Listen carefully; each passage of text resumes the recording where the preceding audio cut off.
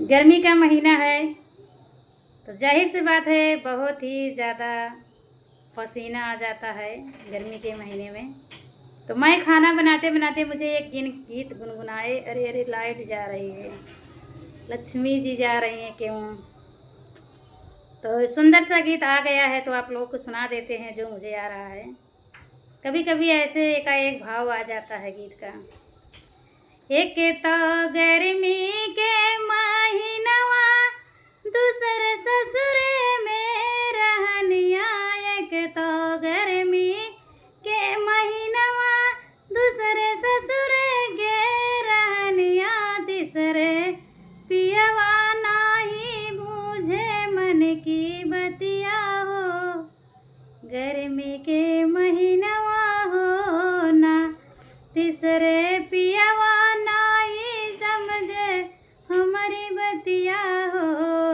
गर्मी के महीनवा हो ना। एक तो बनई हम भोजनवा दूसरे गर्मी के महीनवा। एक तो गर्मी के महीनवा दूसरे बनई हम भोजनवा। तीसरे माथे चुआई पसीनवा हो। गर्मी के महीनवा हो ना तीसरे टप टप चुआई हो पसीनवा हो। गर्मी के महीनवा ना हो। एक तो गर्मी के महीनवा तप के माथे पे पसीनवा। एक तो गर्मी के महीनवा दूसरे टप के ला पसीनवा।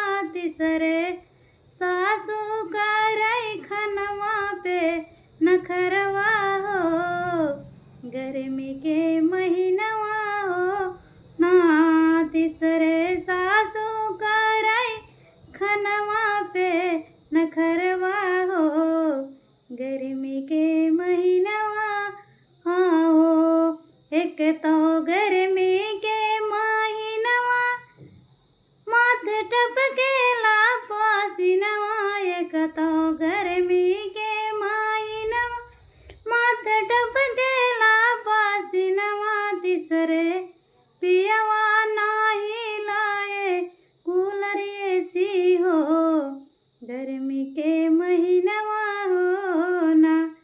एक तो पियवा नाही लाए कूलर एसी हो। गर्मी के महीनवा हो ना। एक तो गर्मी के महीनवा टप टप टप केला पसीनवा। एक तो गर्मी के महीनवा टप टप टप केला पसीनवा। तीसरे पियवा नाही बूझे हमारी बतिया हो। गर्मी के महीनवा हो ना तीसरे पियवा नाही समझे हमारी बतिया हो। गर्मी के महीनवा हो ना। तो कैसा लगा कमेंट बॉक्स में ज़रूर बताना। लाइट चली गई, मैं सोची गाना ख़राब क्यों करूं। तो गाना आप लोग को पूरा सुनाए हैं भले ही लाइट चली गई।